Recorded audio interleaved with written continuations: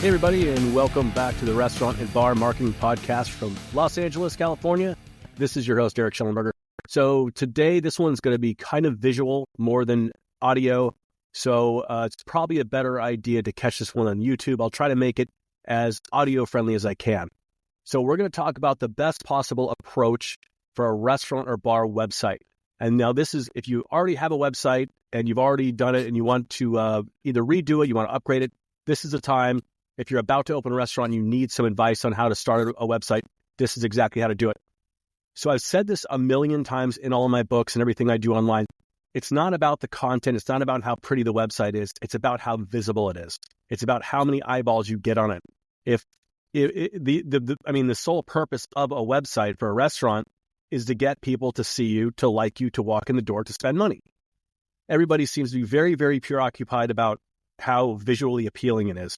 And they hardly spend any time or any money on getting found, on doing search engine optimization or building it the correct way. Almost all restaurants that I've seen, that I've done a deep dive into their online presence or the back end of their websites or whatever, there's $0 and zero time put into actually ranking high on Google and getting found, which is completely insane to me. So, everybody will spend all this money on the best photographer, get the best photos, the best lighting, makes everything look so good. They'll spend thousands of dollars to get it look perfect. Yet there's no thought on appealing to search engines. So that's what this is about. So let me start this out by saying I'm not getting paid. I'm not getting reimbursed. I'm not getting taken care of by any of the products I'm about to show you. I don't even know anybody at all these places. These are just my picks on things that actually work that I use on a day-to-day basis.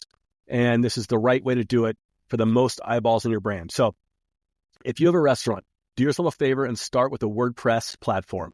I did a couple of videos on other platforms. There's a lot of them out there: Wix, Squarespace, Popmenu, Bento Box, Owner.com. There's a lot of other platforms out there that have advantages and disadvantages. The reason why I like WordPress is you can do anything with it. Literally anything any of those other website platforms do, you can do with WordPress, and it's free. WordPress does not cost you a monthly fee. Hosting may through GoDaddy or whoever, but actually WordPress, the platform is completely free, always will be. You pay for plugins like I'm about to get into. A plugin is optional. You can use it if you want to. I'm going to get into one I really, really like that costs a couple bucks, but it's well worth it. Once you have WordPress, this is kind of where I would start. This is called All-in-One SEO. This is a WordPress plugin. It's an analyzer that shows you kind of where your restaurant website ranks right now. So I'm going to take my website, Bar Marketing Basics, and plug it into the SEO analyzer, and it's going to give us a score. For some reason, this score does not match the score on my own all-in-one SEO plugin in WordPress. It's very close. It's not exact, but whatever.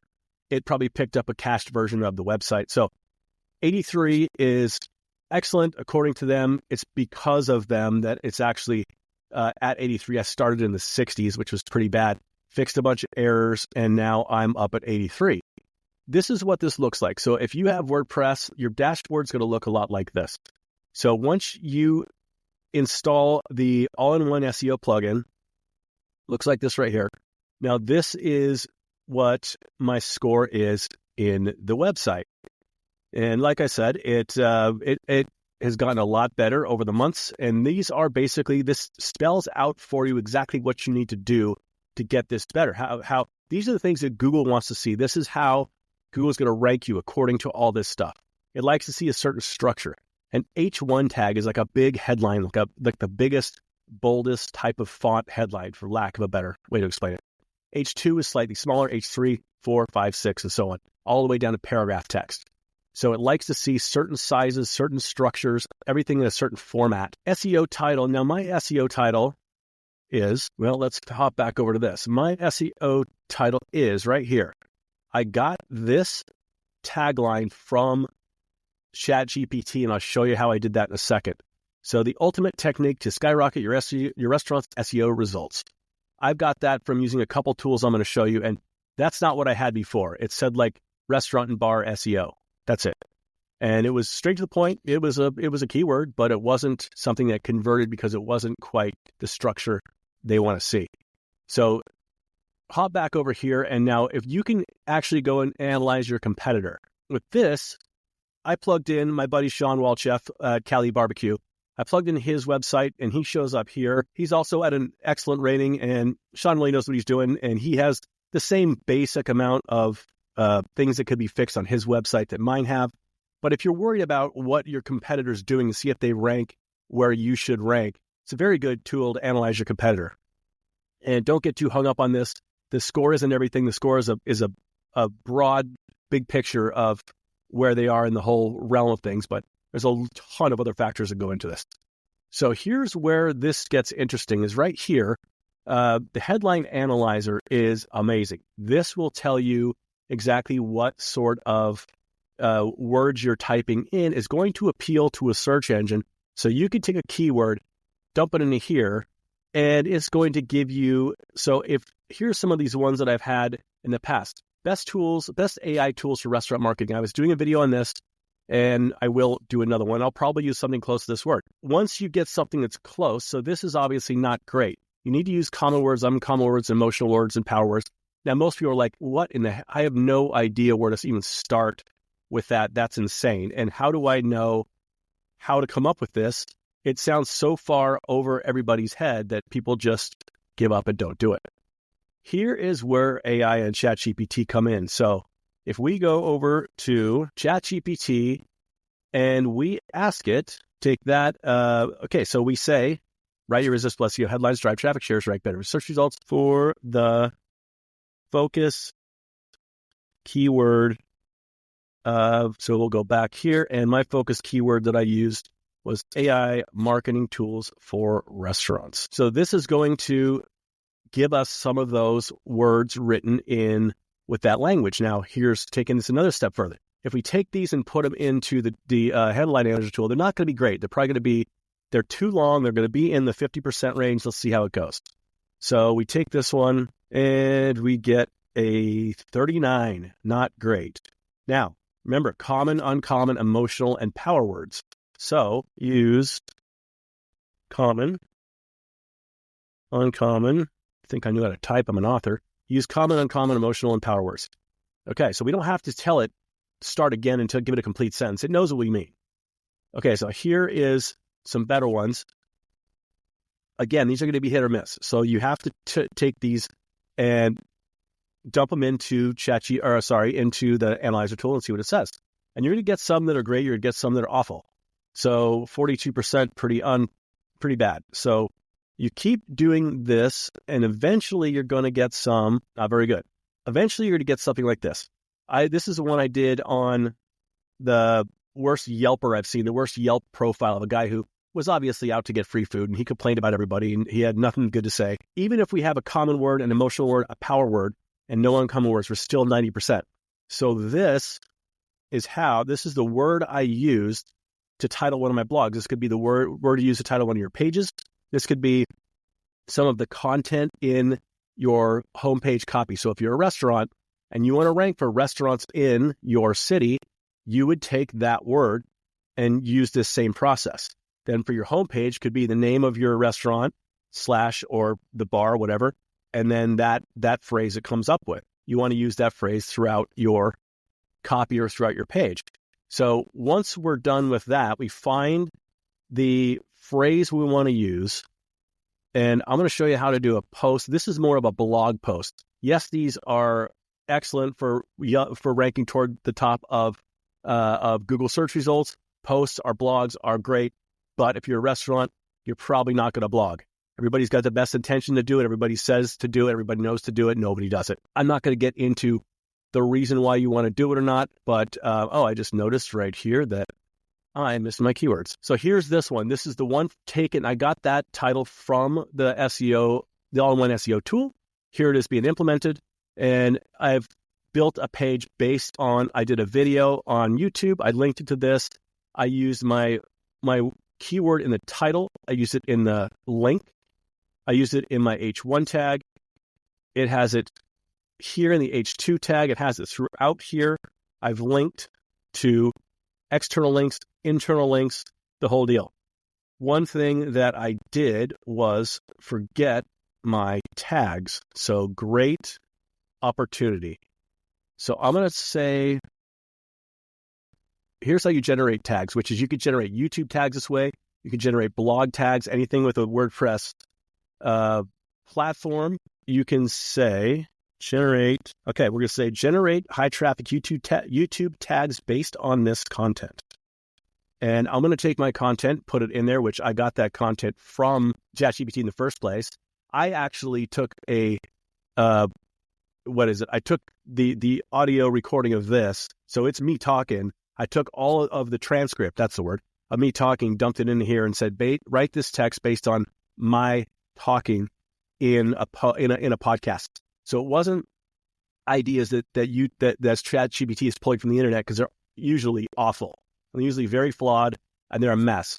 So as long as you're having ChatGPT rewrite something that you said or you wrote, as long as it's unique and it's your own content, love it.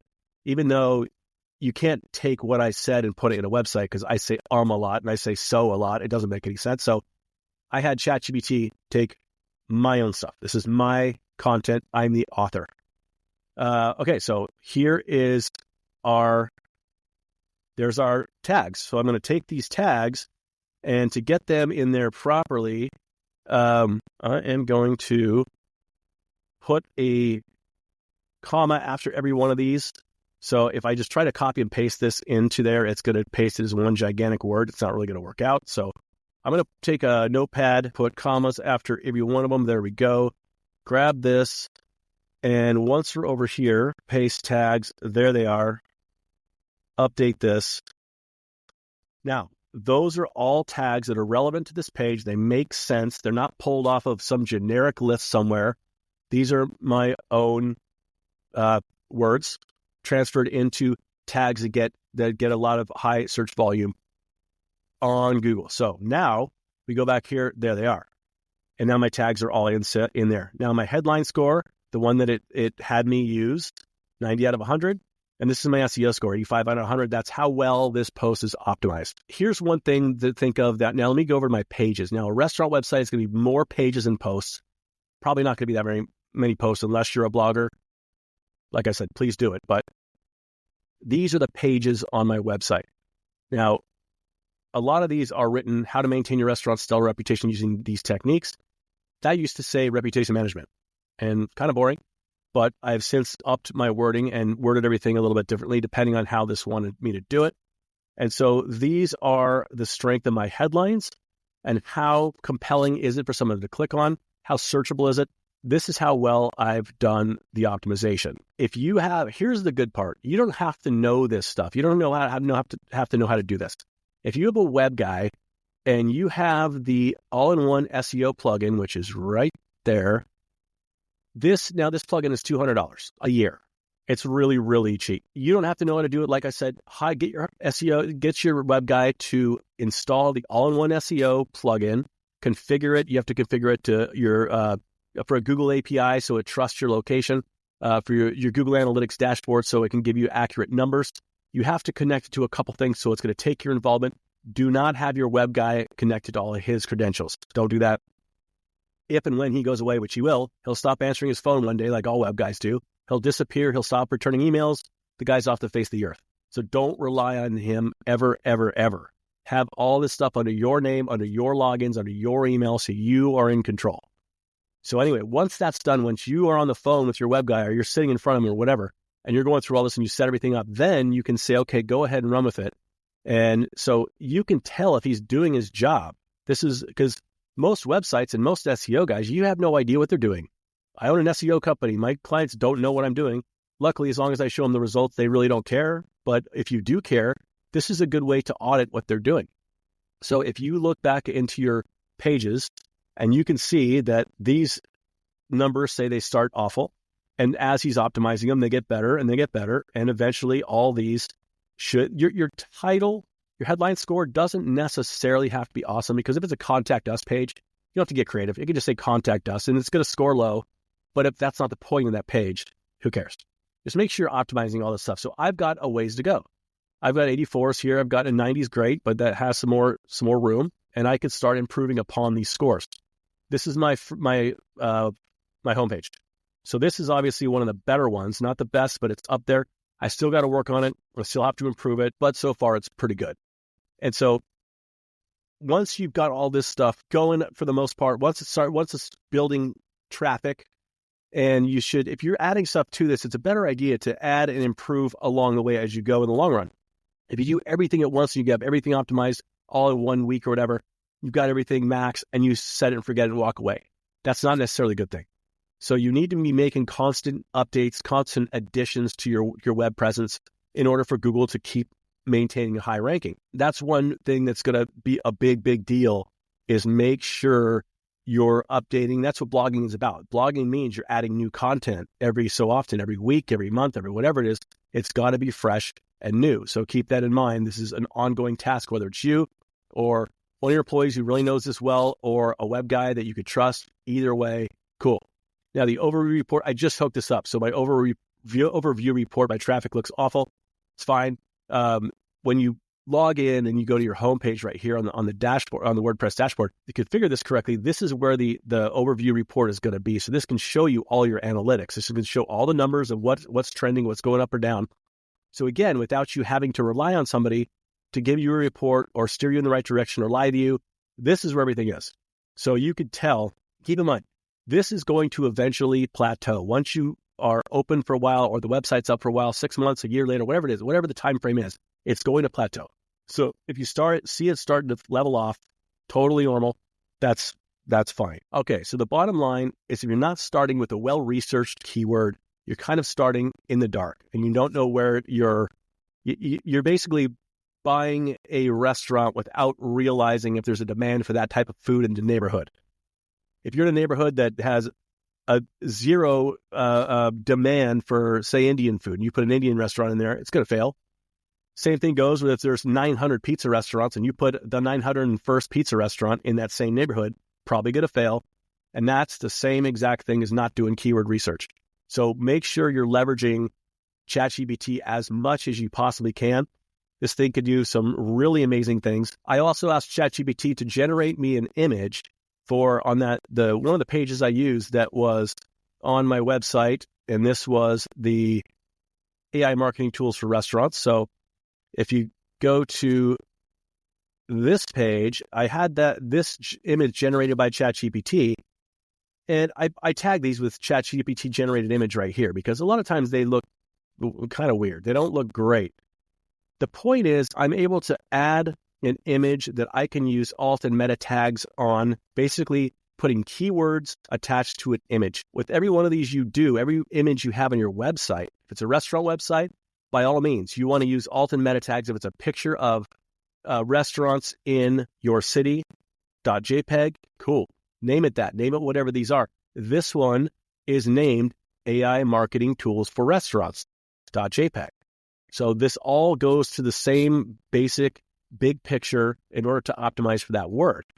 And I got this here, generate an image for the keyword AI marketing tools for restaurants and landscape orientation. I didn't spell landscape right, and it popped out this image, which it's weird. It's a little vague, and it kind of clumps a whole bunch of ideas together in one, which isn't bad. It's a little esoteric. I mean, I don't really know what they're getting at here, but it is interesting what it comes up with. And this is the ChatGPT 4, by the way. I think 3 and below won't generate an image, but this is what's called generative AI. It generates content. Having an AI-generated photo is a million times better than no photo at all.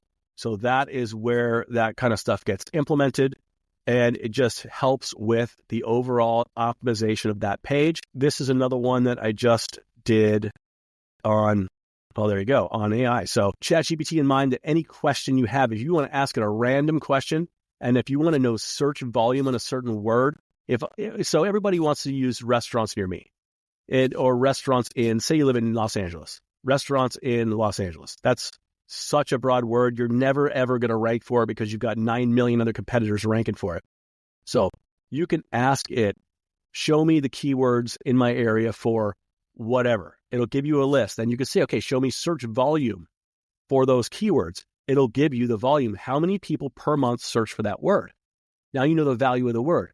And then you could ask it, what's the lowest competition versus the highest search volume for that word, and it'll give you what's called long tails, which is restaurants in West Hollywood, right off the Sunset Strip, say, for lack of a better. And words like that get searched less often, but they're a lot easier to rank for. So if you can butt heads with the big guys and try to go up against everybody for restaurants in Los Angeles, and you're going to lose. Or you can find keywords like that ChatGPT will give you, and will give you a lot better ideas of how to rank and kind of come in through the back door on the down low and get a lot of the traffic from those not really thought of words. All right, hope this helps. So this is a guide of how to start a restaurant website, how to start correctly to where you're going to rank the highest, or if you're going to redo your website, redo it with WordPress, use the all-in-one SEO tool, and do it right from the get-go. Thanks a lot.